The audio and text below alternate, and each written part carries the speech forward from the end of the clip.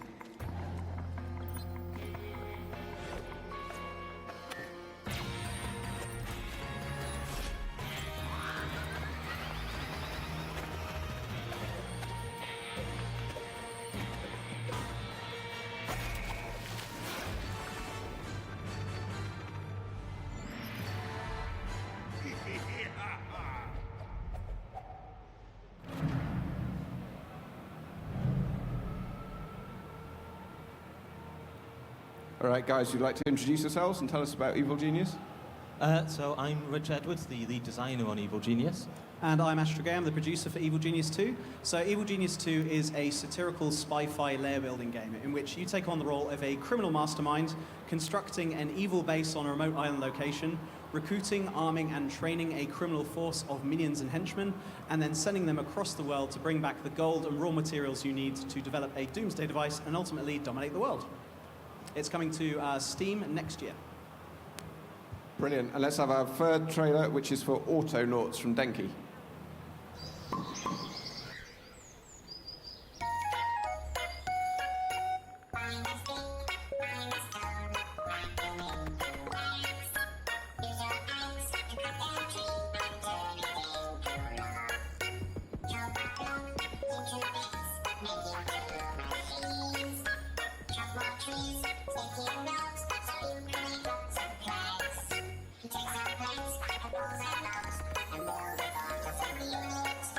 Join our pranks and pull and seeds and make your first robot.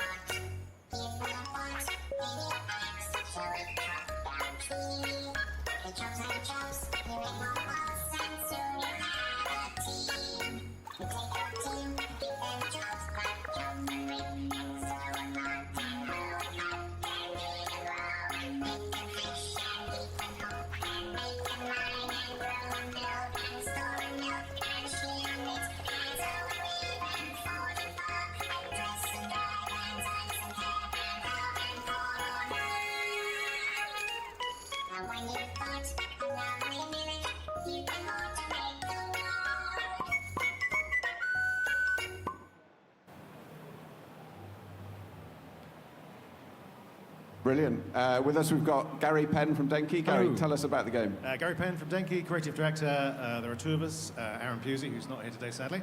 And Autonauts is a game about building, crafting, mainly robots, and then not playing the game at all because you've managed to program the robots to do everything for you. So anything you can do in the game, they can do. The key difference is the programming language you learn is a sort of show and tell system. So you blow your whistle, you say, look at me, and you show them what you're doing, and they go, ooh, and they follow you, and they do exactly what you do, and sometimes that's a bad thing. But then you set up these teams of robots, as you've seen, and you create entire villages, and you look after colonists who get very big and fat. The end. All right, so if we're going to talk about the resurgence of management games, I guess the first thing we have to do is actually define what a management game is. And maybe the best way to do that is to talk about some of our favourites, some of the classics, the games that created the genre. Do you want to start us off? I mean, some of my favourites are the Tycoon games from Microprose era. So Transport Tycoon, Roller Coaster Tycoon, there's Railroad Tycoon, there's, basically anything with Tycoon in the title I loved. I think for me, going back in the day, I would say something like Dungeon Keeper, which I know sort of straddles the line of like real-time strategy as well, but it's obviously of influence to Evil Genius as well. Big fan of Dungeon Keeper. So yeah, just to echo the Tycoon games and Evil Genius as Evil Genius 1 is one of the favourites. But then looking forward, you have things like Stardew Valley, which are really beginning to push management games in a more accessible way. And to be honest, those are where I look for inspiration at the minute. They are my favourite games. So I think I grew up with a whole bunch of management games. The original SimCity, used to like building a thing that just worked and then pressing the disaster button and watching it get ripped to shreds and rebuild from scratch. In more recent years, Stardew Valley, I love, though I play it very differently to Rich. Rich is an absolute monster. He will build the most perfect, efficient farm you've ever seen and never talk to any villagers. Don't know what that says about him, but anyway, so I enjoy those, and the one I've been playing the most of recently, apart from, of course, 2 Point Hospital and soon Autonauts, is Jurassic World Evolution. Let me think. Well, I'm old enough to remember the original SimCity, which didn't have disasters. It had bugger all in it. But I think my favourite over the years has been one no one's ever heard of called Stars. This was in '96. It was allegedly written by ex-members of the Excel spreadsheet team. It was the most insane space management game you've ever seen. It was the driest, most boring thing ever, and you could customize absolutely everything, and I loved it to bits. Thanks, I think that helps us all. Yes. But more recently, I think, Stardew Valley and Animal Crossing. And we had this conversation earlier where we were talking about the way that management games have changed. They are in disguise these days, and Animal Crossing has a hell of a lot of management in it, and it's very well disguised, and since then, of course, things like Stardew Valley. I was going to ask, if SimCity is a management game, is The Sims a management game? I think it is. I think it is, because you're managing the needs of your people in The Sims, much in the way that you'd kind of manage the needs of your organisation in other management games. So I think it's one of those that kind of probably developed and pushed the genre into new areas, kind of made it a bit more accessible, which has helped us all, without a shadow of a doubt. But yeah, I'd say it's a management sim.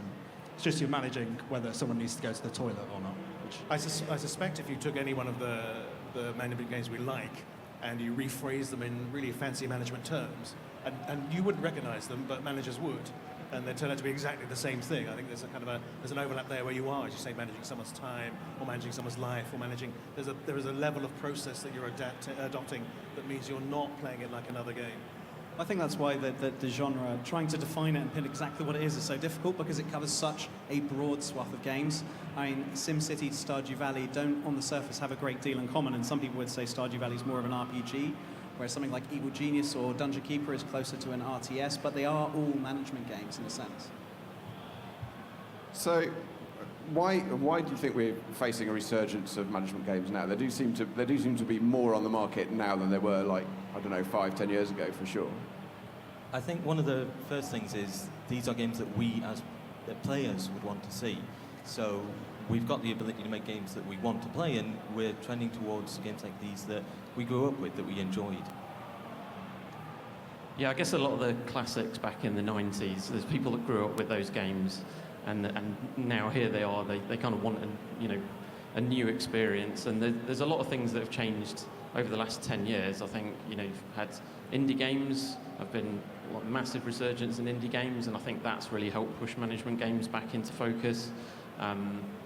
you've even got, like 10 years ago, you had the rise of your mobile games and your social games on Facebook, and I think that's potentially introduced a whole broader audience to maybe light management games that has potentially then made them interested in getting something that's got a bit more depth to it, and they've been able to take the step from there.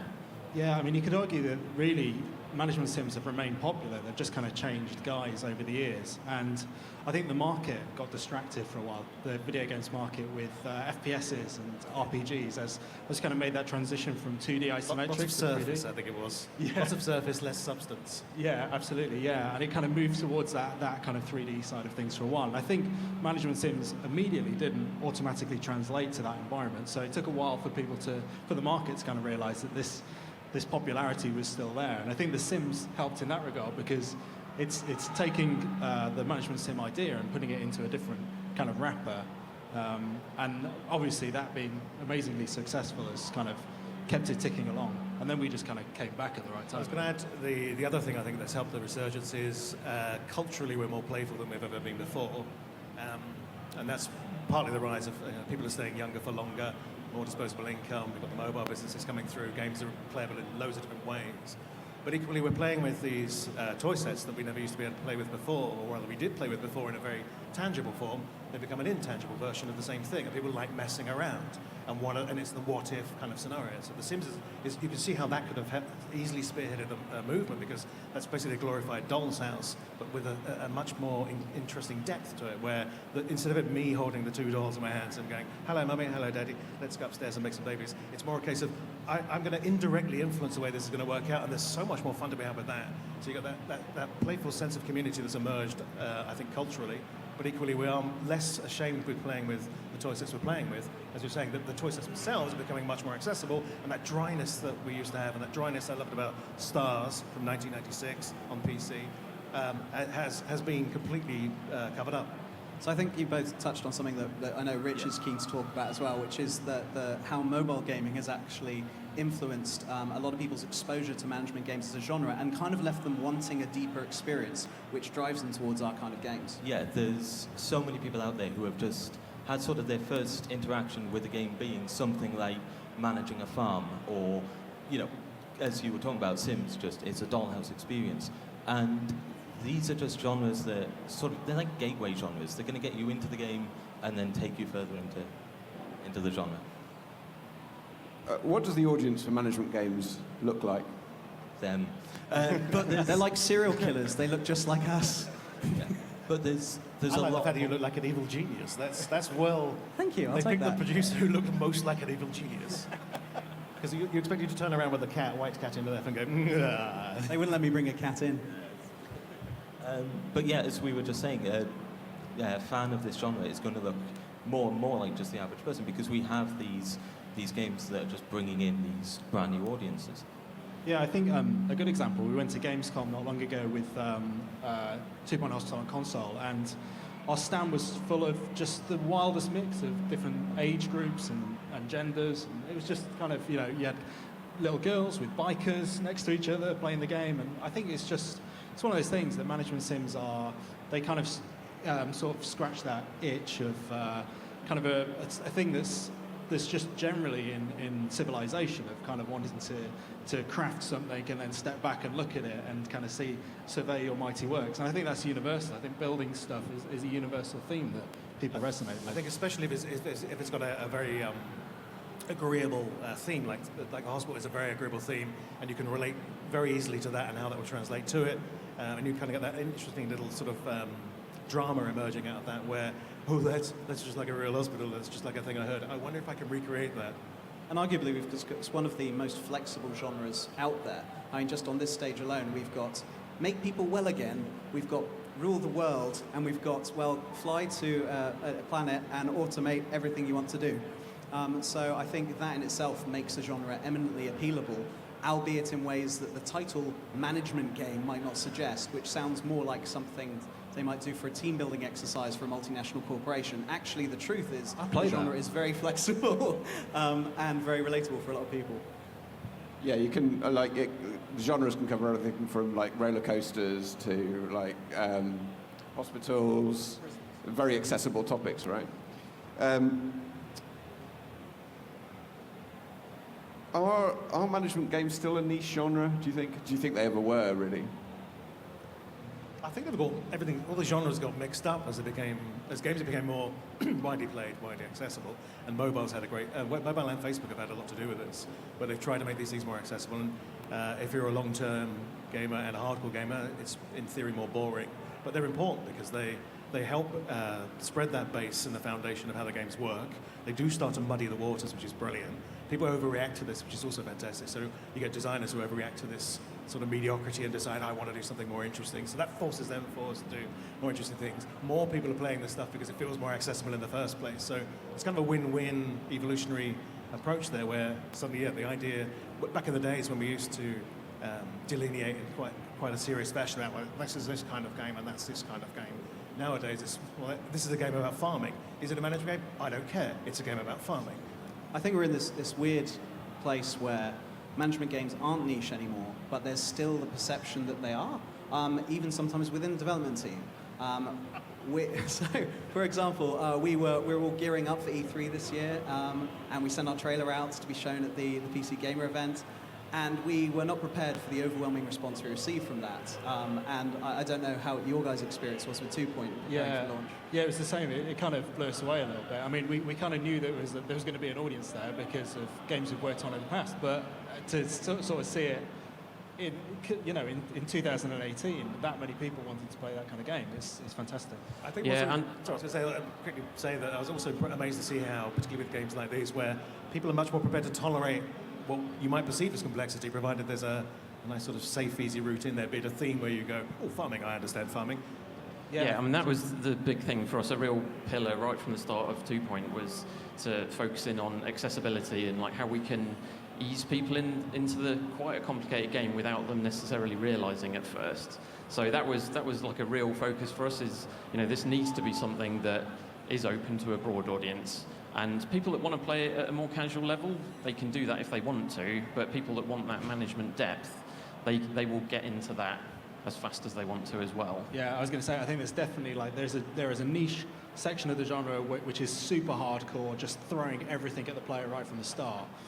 But I think that, the real broad section of the market is, and that's the trick to play. It's kind of, can you sucker someone into thinking they're not playing a management sim until they suddenly realise 200 hours later that actually they've been up all night and they've been managing the small part of their economy in a hospital.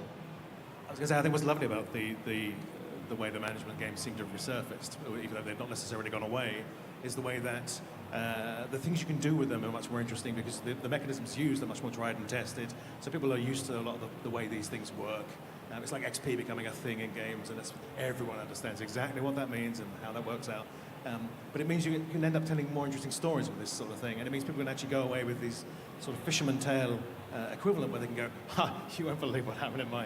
And they can relate to a tale that actually sounds like a plausible real thing, rather than being some abstracted, so I was fighting... I don't understand. Totally. And Football Manager is a good example of that, where it's totally data-driven. It's numbers and it's words and it's UI. But suddenly you've got all these amazing stories where a player you've let go 15 years ago has come back to haunt you and is now a European Cup winner. So the fundamentals of management games probably laid down about 20 years ago, a bit more by SimCity, the theme games, the Tycoon games. How do you modernise that for the present day?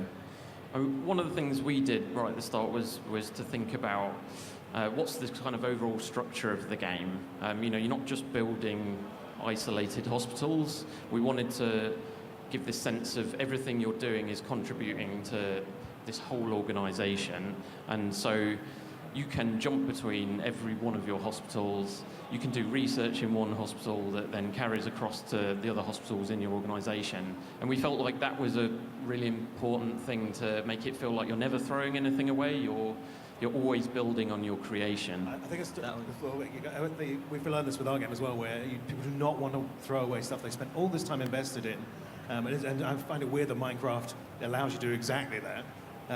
But you spend all this time invested in it. The last thing you want is this. We saw it with SimCity with the disasters, which didn't necessarily go down so well because suddenly I spent ages building this beautiful thing, and someone's just come along and thank.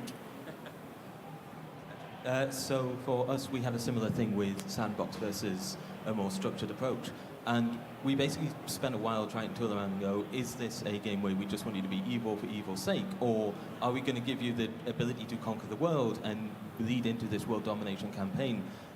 It's that element of we want to give you a goal and have you drive towards it. And how can you optimize your lair? How can you train your minions to best achieve this? I think that kind of links back to what you were saying earlier about kind of fooling people into realizing later that they're playing a management game. So we kind of draw them in with the idea that, hey, you're an evil genius, you are a criminal mastermind trying to take over the world. There's just a few things you need to do on the way. And then when they're halfway through the campaign, they go, hey, I'm micromanaging, min-maxing my minion traits here, and oh my god, it's a management game. That's it. It's layers of progression. It's kind of zooming out and zooming out and zooming out, and suddenly you realise you've got this massive empire that somehow you've built. You're like, how did I get here? What happened? We didn't actually start out to make a management game, weirdly, and it just sort of turned into one because I think we were inspired by a lot of the stuff that we liked a lot anyway. So Factorio was a big influence because Aaron the coder was playing a lot of that, and he's a programmer, so he likes systems, and he worked on his friend's farm for a bit and saw all these fantastic systems of operation feeding into each other and was like, this is amazing, I want to make a game about this. He did a really sort of simple prototype over the weekend, brought it in, and I looked at it and went, this is amazing. And it wasn't about teaching bots, it was just about saying, right, you do this, you do that. And it's a simple sort of classic management style thing, but we weren't thinking of it in those terms. We were thinking of it in terms of a sort of tangible, very physical thing to play with. And before you know it, we've got this whole programming language developed, and suddenly it's very much a management game, and not through intent. It's just through the fact that we've constantly been reiterating this thing and had lots of feedback about, oh, why don't you do this, why don't you do that? The programming stuff originated weirdly from, we had a little commentary system in, and the commentary system would show you what the player was thinking was meant to do, and it sort of worked quite nicely, and then that just turned into, hey, you know what, the bots could be doing that. And then before you know it, you've got this more interesting system where rather than setting up all the systems, which you still have to do, you've got a program and teach all the bots to do all that stuff for you. You can still do all that stuff for you yourself, but the last thing you want to do with these bigger and bigger systems that you're setting up is manage an entire colony on your own, and you do end up making yourself redundant, which is quite bizarre. Is the indirectness of control in these games compared to other popular genres, is that like a challenge, do you think, getting people on board, or is it just part of the appeal? I think it's part of the appeal. For us in particular, we want you to be controlling the evil genius, and then your minions are what is doing everything for you. You wouldn't really be an evil genius if you were digging the tunnels yourself, and yeah. We call this the shoot them you idiots paradigm. Yeah, I think that's the best realize that's probably the key difference, is that the fact that you don't have to do this yourself, whether you're doing it through automation, whether you've got minions to do it for you, whether you've got all the staff doing the stuff around the hospital for you. It's the fact that I feel like I am the role, be it evil genius or manager of this massive hospital, but everybody else is doing all the work for me, but I'm kind of just going poke, poke, poke, poke, poke. Yeah, I think it's great to sort of build this thing that's a living system, right? That isn't just reliant on you performing actions, that you can take a step back, watch what happens. You get those interesting emergent behaviors and emergent stories from what you've done, and then you can step in and tweak it and go, all right, don't want that to happen anymore. And I think that's part of the joy of sim games in general. One last question, and then after that we're going to go to Q&A. So if you do have a question you'd like to ask the panel, start thinking of it now.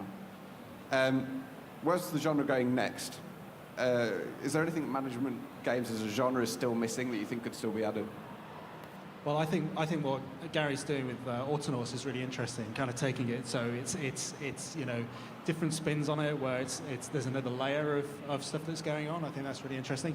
I think live streaming is becoming important for all games these days, and how that's integrated into a gameplay experience is going to be a big challenge that we're all going to kind of have to face at some point. But a fun challenge, and one that opens up a lot of potential. I mean, you mentioned as well that you were playing, I think it was a co-op mod of, what game was it? Roller Coaster Tycoon 2 co-op. That's what I did with my weekend last weekend. Yeah. So that was good. I played that until 2 in the morning.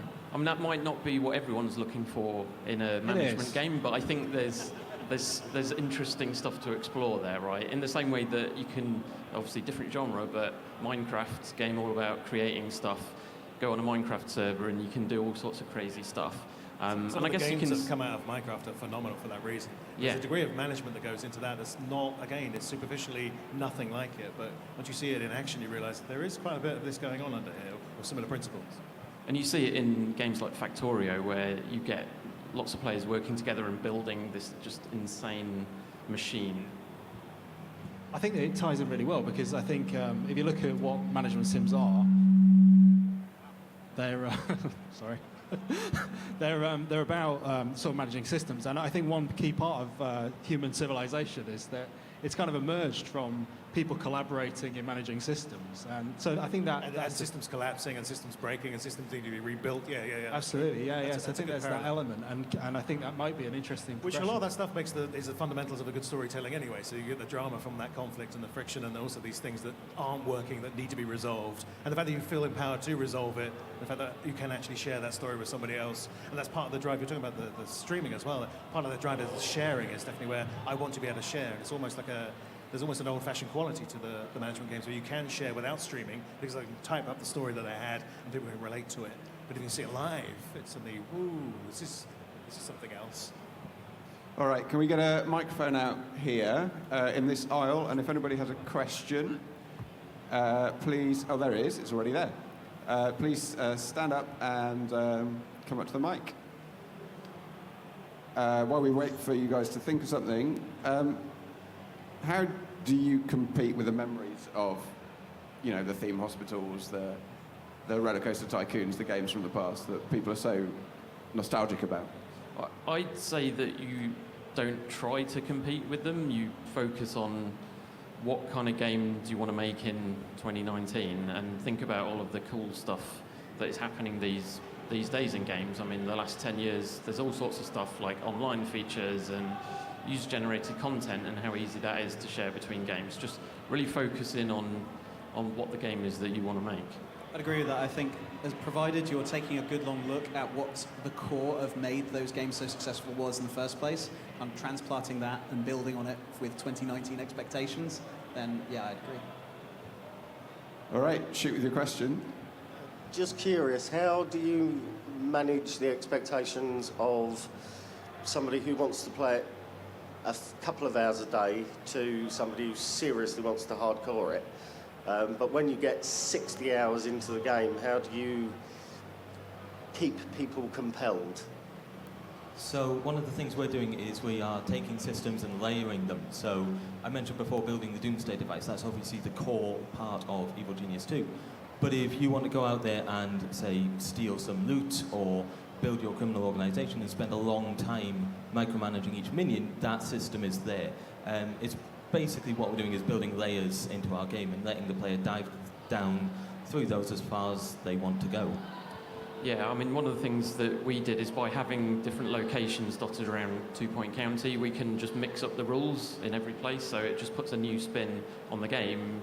Like we have a hospital where it's publicly funded, so suddenly you have to completely rethink everything that you've learned up until that point in the game, and we can just keep coming up with new ways of rearranging the sim and the rules of the sim.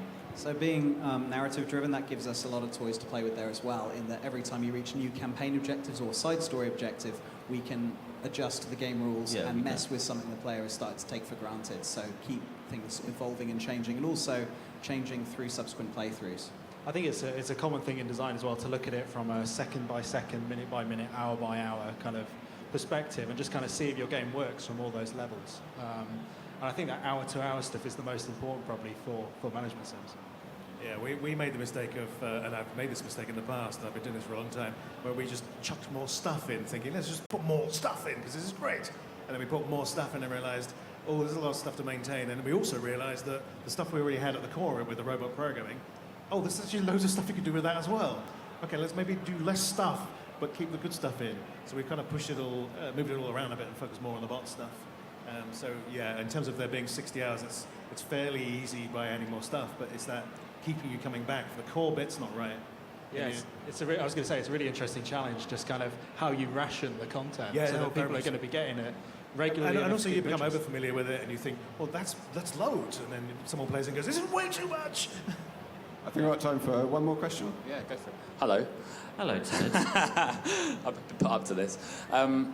What kind of challenges do you encounter when you're taking something full of nostalgia and like rose-tinted glasses and then really modernize it to make it that, even though some of these are like games you remember from childhood or when you were younger, but then bring it up to date for the modern like people growing up now? I'll let the designers talk more on this one, but when you change anything, you're going to upset someone. Yeah, I think you need to not dwell too much on the nostalgia side of it and really focus on what are the new things that you're trying to introduce, because otherwise you can kind of almost feel a bit paralysed by the memory of what's come before. Yeah, I think a good part of this is looking back at the games that were being played at the time, reading the old reviews, looking for the kind of stories that people were sharing at the time, and then focusing on those and bringing those forward. It doesn't really affect Autonots, but it's reminded me that with Two Point Hospital, I really liked the idea of Theme Hospital, but hated playing it. And you fixed a lot of the problems with it that made me actually want to play it, and I enjoyed playing it more. So I was very happy about that. So there's an example of where I... Not fired. All right, that's all we've got time for. Thank you very much for coming, and thanks to our panelists, Gary, Ash, Rich, Ben and Craig. Thank you very much, everyone. Thank you very much. Thank you for coming.